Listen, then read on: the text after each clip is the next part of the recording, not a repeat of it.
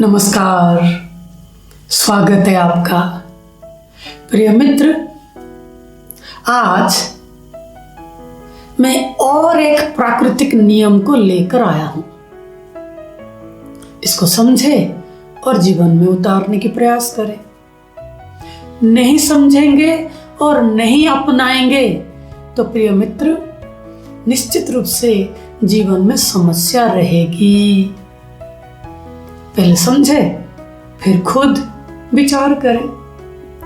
प्रिय मित्र, हमने पिछले सत्रों में यह समझा कि आपका जीवन दो आयामों में बांटा हुआ है, एक अंतर्जगत, दूसरा बहिर्जगत। आपका पंच इंद्रिय, मन, बुद्धि, समझ, ये सब आपका अंतर जगत का हिस्सा है।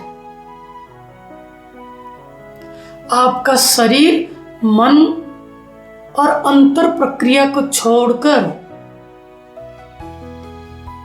बाकी सब कुछ बहिर्जगत का हिस्सा है। यह आप समझ चुके हैं।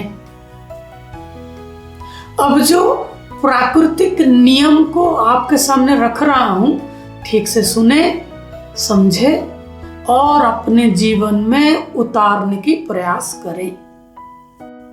प्रिय मित्र, आपका बहिर्जगत पूरी तरह से आंतरिक जगत के ऊपर निर्भर है। यह प्राकृतिक नियम है।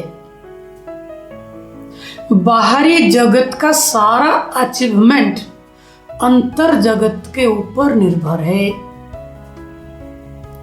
अगर आप बाहरी जगत में कुछ अचीव करना चाहते हैं तो अंतर जगत को थोड़ा महत्व देना ही पड़ेगा। अगर आप अंतर जगत में कुछ अनुभव करना चाहते हैं तो अंतर जगत को ज्यादा महत्व देना पड़ेगा। अगर आप आनंद और शांति को अनुभव करना चाहते हैं तो अंतर जगत को ज्यादा महत्व देना पड़ेगा। अगर आप किसी कंपनी के सीईओ होना चाहते हैं, डॉक्टर बनना चाहते हैं, कोई बिजनेसमैन बनना चाहते हैं तो आंतरिक जगत को कम महत्व देना पड़ेगा, पर देना पड़ेगा। जैसे कि आपको शायद पता ही है, बाहरी अचीवमेंट के लिए दो योग्यता बहुत जरूरी है, एक फोकस और दूसरा कुछ अच्छे आदत। बाहरी दुनिया में कुछ भी अचीव करना चाहते हैं तो कुछ अच्छे आदतें और फोकस, ये दो गुण चाहिए। और ये दोनों गुण अंतर जगत का गुण है। अवचेतन मन में आपके आदतें रहते हैं। सचेतन मन का गुण फोकस है।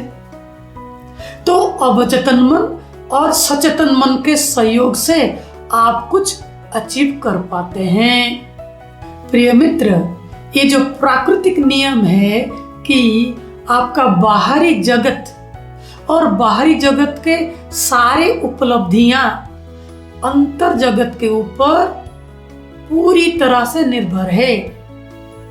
तो प्रिय मित्र, इस नियम को समझे।